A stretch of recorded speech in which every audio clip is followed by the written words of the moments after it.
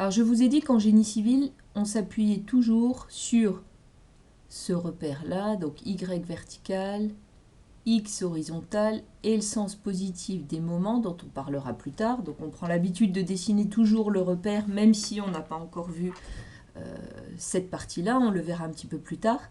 Donc il va falloir, à chaque fois que je vais avoir une force qui va être inclinée, quelque part, sur une poutre, il va falloir que je me rapporte à ces composantes qui sont horizontales et verticales. Donc si par exemple j'ai une force F ici, voilà, dont la valeur est de 1000 newtons, je vais la projeter sur les axes X et Y. Donc ça c'est mon axe Y. Je suis pas très douée pour faire des choses bien droites avec ce logiciel. Donc si ma force F est inclinée par exemple de 30 degrés par rapport à l'axe horizontal, sa projection, ça va être ici Fx. Voilà. Et à la verticale, ça va être Fy.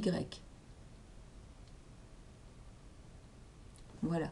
Donc Fx, il va vers la droite parce que F va vers la droite. Et Fy va vers le haut parce que F va vers le haut. Et pour calculer les valeurs de Fx et Fy, eh bien, on va retrouver nos sinus-cosinus. Petit rappel, le cosinus d'un angle, c'est le côté adjacent sur l'hypoténuse. Donc le côté adjacent de mon angle 30, c'est Fx divisé par F. Donc Fx divisé par F. Donc pour connaître la valeur de Fx, je passe le F de l'autre côté. Donc j'ai Fx égale F fois cosinus 30. L'angle que je vous ai donné là, il est en degrés. Donc attention quand vous tapez ça sur votre calculatrice, de vérifier qu'elle est bien en degrés. Donc je vous ai dit que F il faisait 1000 newtons multiplié par cos 30. Si je tape ça sur ma calculatrice, 1000 multiplié par cos 30, je trouve 866 newtons. Donc cette valeur-là vaut 866 newtons. De la même façon, je vais calculer le Fy. Donc sinus 30, c'est quoi? C'est le côté opposé sur l'hypoténuse. Cette valeur-là, c'est la même que j'ai dessinée ici. Si je regarde dans mon triangle qui est là. Voilà. Donc, le sinus 30, c'est le côté opposé sur l'hypoténuse.